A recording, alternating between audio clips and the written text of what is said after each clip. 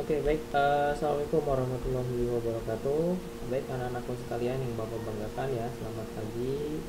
Dan semoga kita tetap sehat ya, dan juga tetap menjaga protokol kesehatan ya di masa pandemi ini. Baik, untuk pembelajaran kita hari ini ya, eh, ada yang perlu Bapak sampaikan ya.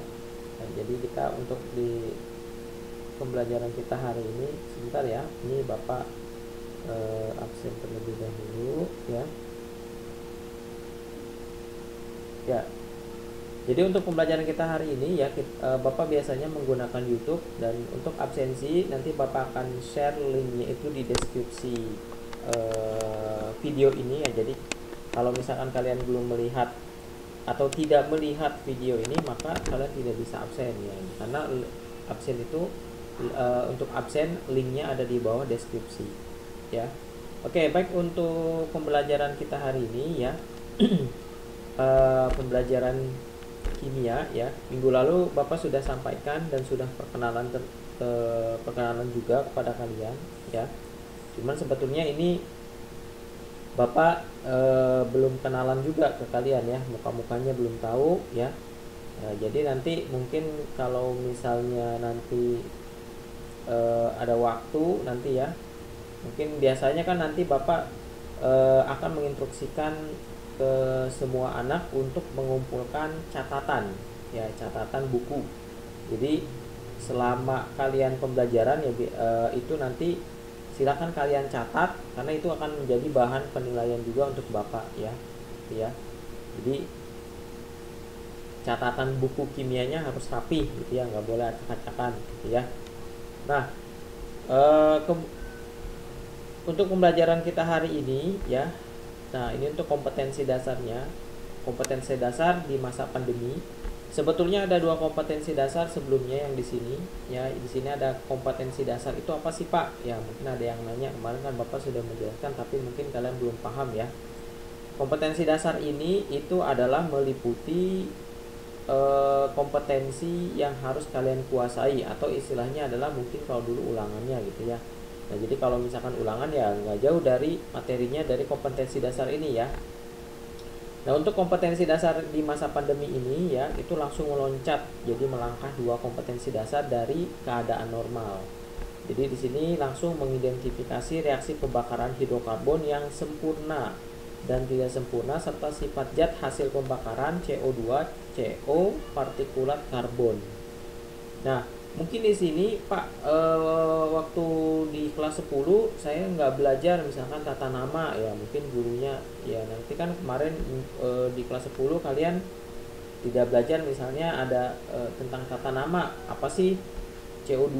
Mungkin kalau CO2 kalian udah tahu ya, itu namanya adalah karbon dioksida, dan CO ini adalah karbon monoksida.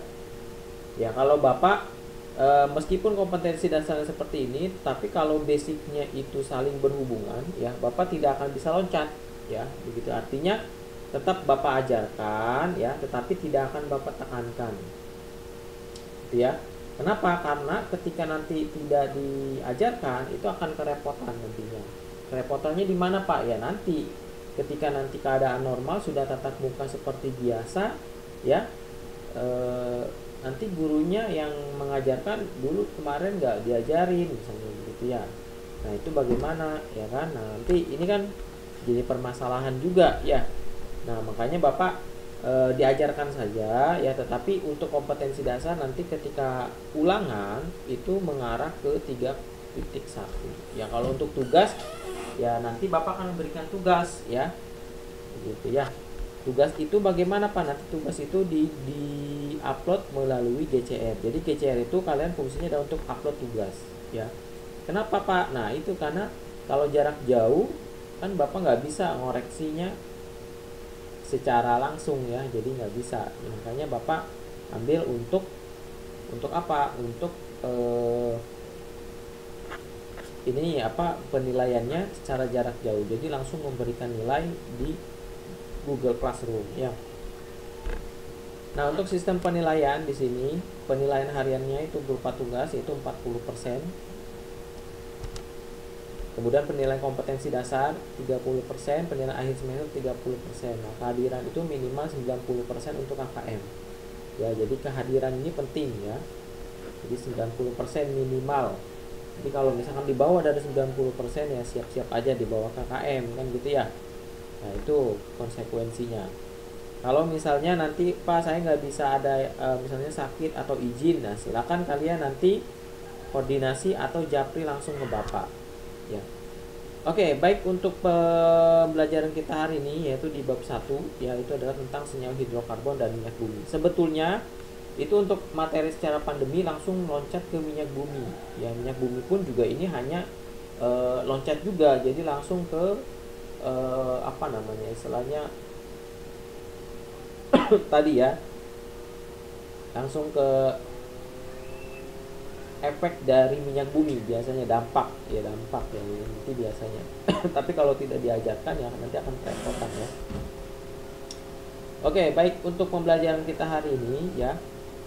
Nah, di sini Bapak akan menjelaskan tentang keunikan atom karbon. Ya, mungkin kalian diantara kalian sudah tahu karbon itu seperti apa, Pak? Ya, mungkin kalau misalnya kalian membakar kertas ya, kemudian kertas itu menjadi hitam ya, nah itu akan menjadi senyawa karbon ya. Nah, gitu kan. Nah, di situ ada senyawa karbon. Kalau dalam senyawa karbon ada yang disebut dengan atom karbon gitu ya.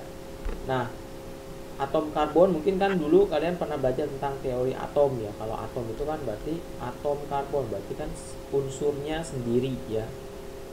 Nah, di sini yang pertama adalah menunjukkan karbon dan hidrogen dalam senyawa karbon. Nah, gitu ya. Nah, di sini adanya unsur karbon dan hidrogen dalam sampel organik secara lebih pasti dapat ditunjukkan melalui percobaan sederhana. Jadi, yaitu dengan uji pembakaran. Jadi, tadi yang Bapak bilang ya, yang paling gampangnya kalian bakar kertas atau bakar sampah, ketika dibakar pasti akan menjadi senyawa karbon ya. Nah, kemudian gas karbon dioksida dapat dikenali berdasarkan sifatnya yang mengeruhkan air kapur. Nah, ini sebetulnya kalau misalkan kita bisa secara percobaan secara langsung begitu ya, nanti sebetulnya langsung bisa percobaan. Tapi kondisi nanti kita coba untuk percobaan secara virtual aja ya. Ya, mudah-mudahan nanti ada softwarenya yang menjelaskan tentang ini. Tapi ada memang untuk atom karbon Bapak ada, tapi bukan secara praktikum secara laboratorium, tapi ya setidaknya kalau untuk sifat atom karbon itu ada ya. Nah, nanti di sini sedangkan air dapat dikenali dengan kertas kobalt karena air mengubah warna kertas kobalt dari biru menjadi merah muda atau pink. Nah, jadi kalau untuk mengidentifikasi suatu sampel ada atau tidaknya CO2 itu bisa menggunakan bisa menggunakan ini tadi air kapur ya. Jadi kalau misalkan kita masukkan si sampel ini ke air kapur, kemudian air kapur itu jadi keruh ya, menghasilkan senyawa CaCO3, nah itu berarti ada CO2 di situ.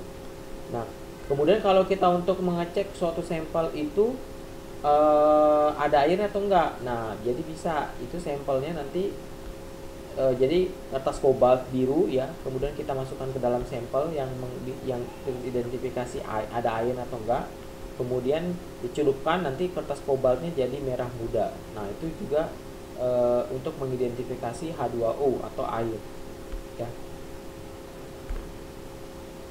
Nah, di sini untuk keunikan atom karbon ya. Nah, sesuai dengan nomor periodenya, nah ya kemarin di kelas 10 kalian sudah diajarkan ya oleh Bu Irma untuk menentukan golongan berapa, kemudian periode berapa kan gitu ya. Nah, sesuai dengan nomor periodenya yaitu periode kedua, atom karbon hanya mempunyai 2 kulit atom. Ini kan menggunakan teori atom Bohr ya. Nah, sehingga jari-jari atom karbon relatif kecil. Nah, karbon mempunyai 4 elektron valensi. Ingat di sini, ingat nomor atom karbon itu adalah 6. Jadi kalau misalkan untuk teori atom, konfigurasi atom menurut Bohr itu berarti kan 24 ya. Nah, 4 ini kan di angka terakhir. Ya, berarti 4 elektron valensi ya. Nah, karena dia memiliki 4 elektron valensi, maka di sini kalau secara gambaran simbol Lewis ya, simbol titik, jadi ada 4 di sini. Ada 4, ada 1, 2, 3, 4. Ya, 1, 2, 3, 4. Nah, kemudian atom karbon relatif kecil. Nah, di sini ketika atom karbon itu dia memiliki titik 4, nah titik ini kan dia bahasanya masih belum berpasangan. Ya. Kalau belum berpasangan biasanya ya artinya jomblo gitu ya. Nah, kalau jomblo kalau belum berpasangan kan berarti masih radikal. Ya, radikal atau radikal. Ya, mungkin bahasanya kalau secara dunia kedokteran, dunia kesehatan ada radikal bebas. Nah, kalau secara bahasa kimia itu radikal bebas itu penyebabnya ini sebetulnya ya. Jadi elektron ini belum berpasangan. Jadi ketika masuk ke sel, dia akan berubah menjadi kanker atau tumor ya. Jadi ketika ini berpasangan, nah nanti dia akan stabil ya. Nah, berpasangan dengan siapa? Dengan hidrogen. Nah, hidrogen ini kan nomor atomnya 1 ya, lihat di tabel periodik unsur di tabel unsur ya.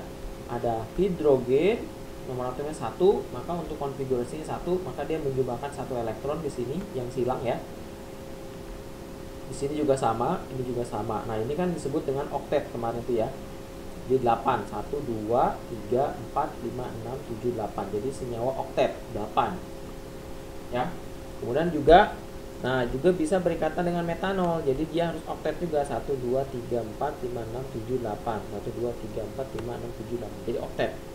Ya, stabil. Nah, kemudian juga di sini ada rantai atom karbon. Ya, Bapak akan menjelaskan ya. Nah, di sini atom karbon itu dia tadi memiliki 4 elektron valensi yang dapat membentuk ikatan antar atom berupa ikatan tunggal, rangkap 2 ataupun rangkap 3. Selain itu, atom karbon juga dapat membentuk rantai siklik atau tertutup ya, rantai siklik, lingkar atau siklik. Nah, di sini ikatan kovalen yang dibentuk karbon relatif kuat. Nah, karbon dapat membentuk ikatan rangkap 2 dan ikatan rangkap 3. Ya. Nah, kemudian di sini ada metana. Nah, nanti Bapak akan jelaskan juga. Ini wajib dihafal nanti nama-namanya ya, wajib. Nanti masing-masing dari kalian Bapak akan buat grup 5 orang gitu ya, buat aja video kemudian upload di YouTube, nanti kirim linknya ke Bapak biar nggak banyak memori ke Bapak kan gitu. Jadi kalau lewat YouTube kan kalian tinggal share linknya, nanti Bapak lihat namanya siapa, kelas berapa, sudah hafal atau belum gitu ya untuk ngeceknya ya, atau nanti ke sekolah gitu ya, satu persatu bisa kan gitu ya. Nah, di sini ada metana. Nah, si C ini dia punya 4. Jadi si C ini karena mempunyai elektron valensi, jadi bisa ngikat unsur maksimal 4. Ya, 1, 2, 3, 4. 5 boleh, Pak? Nggak boleh, karena dia cuma bisa 4. Karena elektron valensinya ada 4 ya. Makanya di sini juga sama, 1, 2, 3, 4. Tangannya 4. 1, 2, 3, 4 ya. Ini adalah ikatan kovalen bentuk yang tunggal. Ini juga tunggal. Ini yang rangkap 2, nanti beda ya, rangkap 2. Rangkap 3 juga ada ya nanti ya. Nah, di sini atom karbon itu juga ada atom karbon primer ya, sekunder, tersier dan kuartener. Apa sih, Pak, atom karbon primer, sekunder, tersier dan kuartener? Ya. Jadi atom karbon primer itu adalah atom karbon yang mengikat satu atom C yang lainnya ya, mengikat satu atom C yang lainnya. Kemudian kalau sekunder ya, itu adalah atom C yang mengikat 2. Jadi kalau primer 1, kalau sekunder 2, mengikat 2 atom yang lainnya. Kalau tersier berarti atom C yang mengikat 3 atom C yang lainnya. Kuartener itu adalah yang atom C yang mengikat 4 atom C yang lainnya. Ya. Nah, terus bagaimana Pak caranya? Ada cara cepat sebetulnya, tapi ini berlaku hanya untuk ikatan tunggal. Ya, nggak berlaku pada ikatan rangkap 2. Nah, di sini nanti Bapak ya nanti Bapak di sini akan menjelaskan ya. Di sini Bapak akan menjelaskan cara cepatnya ya. Tapi ini berlaku hanya untuk ikatan tunggal ya. Ikan tunggal semua nih ya. Nah, perhatikan baik-baik di sini ya. Kalau dia bentuknya CH3 itu pasti primer. Primer itu lambangnya adalah 1 derajat gini ya. Bukan 1 pangkat ya, 1 derajat kayak gini ya. Nah, kalau dia CH2 jadi hanya kurang 1. CH2 itu pasti sekunder nih. Ini pasti tuh. Ya. Kalau hanya kurang 1 lagi CHO, ini pasti dia tersier, pasti dia 3 derajat tuh. Nah, gitu ya. Nah, kalau hanya hilang lagi 1 dari kuartener CH, jadi C doang. Nah, ini jadi dia kuartener gitu ya. Jadi itu untuk membedakan antara primer, sekunder, tersier dan kuartener ya. Nah, berikutnya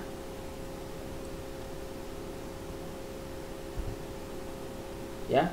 Ini nanti mungkin Bapak akan berikan latihan ya kepada kalian dulu. Bapak ingin tahu kalian sudah paham atau belum ya untuk menentukan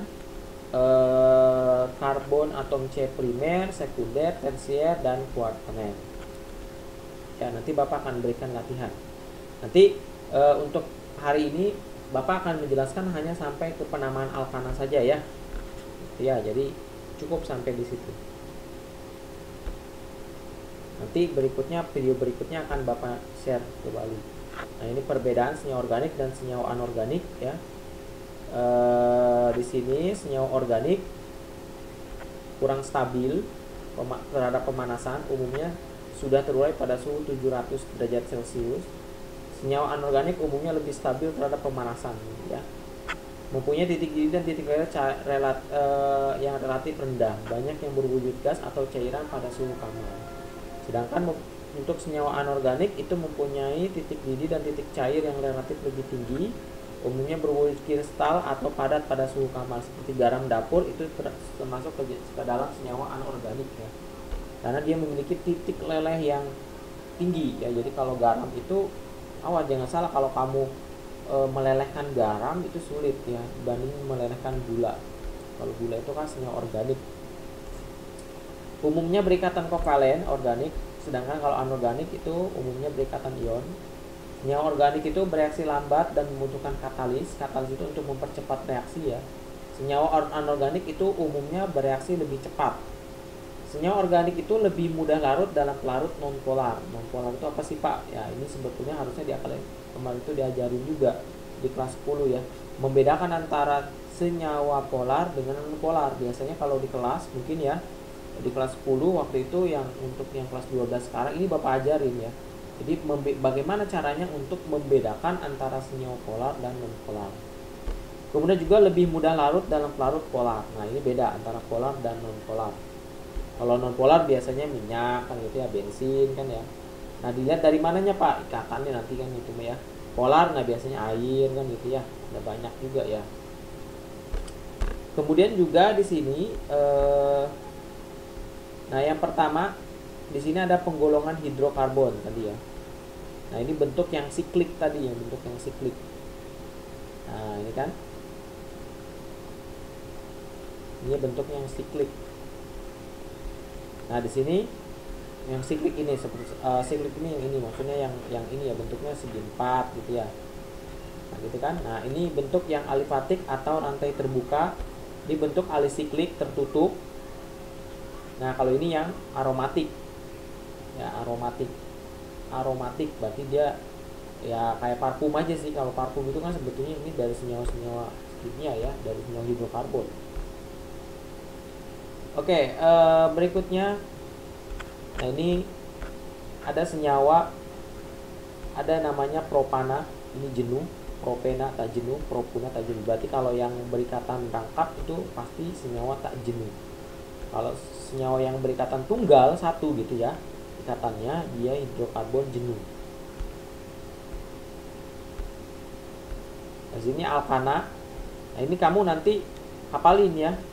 ada CH4 itu metana, etana, propana ya. Kemudian ada, nah ini rumus umum alkana. Rumus umum alkana itu ya, jadi CN H2N. Nah ini rumus umumnya, CN H2N plus 2. Nah apa kalau misalkan N nya 1, tinggal diganti aja 1, 2, 3, 4, 5, 6, 7, 8, 9, 10 gitu, sampai 100. Nah biasanya tapi yang dipakai kalau untuk tingkat SMA biasanya hanya sampai 10 aja, nggak usah banyak-banyak. Kalau sampai 100 kan kebanyakan ya. Kalau di dunia industri biasanya sampai 100 untuk senyawa ikatannya. Di sini CN H2N plus 2. CN, N-nya sini 1. Berarti kan 2 kali 1 tambah 2 berarti CH4 ya. Tadi yang tadi di awal nih. Nah, ini CH4. Nah, gitu ya. Metana dapat dari mana nih rumus umum? Dari sini rumus umum alkananya ya. Kalau C-nya 2 berarti C2. N-nya 2 kan, 2 kali 2 4 tambah 2 berarti C2H6. Apa itu C2H6? C2H6. Nah, ini adalah C2H6 tadi adalah namanya adalah etana. Nah, gitu kan? Nah, itu adalah, nah biasanya ada juga yang disebut dengan deret homolog. Apa itu deret homolog? Deret homolog itu adalah suatu kelompok senyawa karbon dengan rumus umum yang sama dan sifat yang mirip. Nah, disebut dengan satu homolog. Jadi rumus umumnya sama, gitu ya. Itu deret homolog. Kemudian, nah kita akan masuk ke tata nama UPEC. UPEC itu apa sih? Singkatannya International Union of Pure and Applied Chemistry. Itu adalah UPEC. UPEC itu adalah himpunan kimia sedunia, ya. Jadi himpunan kimia dunia itu adalah UPEC namanya ya. Nah, di sini yang perlu kalian hafal. Ini hafalkan metana, etana, propana, butana, pentana, heksana, heptana, oktana, nonana, dekana, ya. Silakan kalian hafalkan yang ini ya. Nanti kalian Bapak akan tugaskan untuk buat video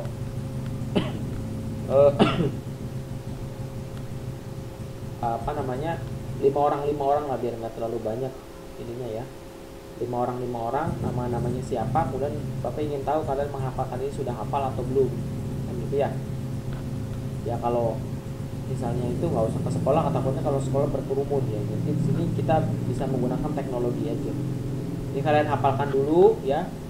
Jadi untuk pembelajaran kita hari ini sampai di sini terlebih dahulu ya. Nanti Bapak akan berikan tugas menentukan mana atom C primer, sekunder, tersier dan kuaterner, serta ini kalian juga dihafal ya, nama-nama ini.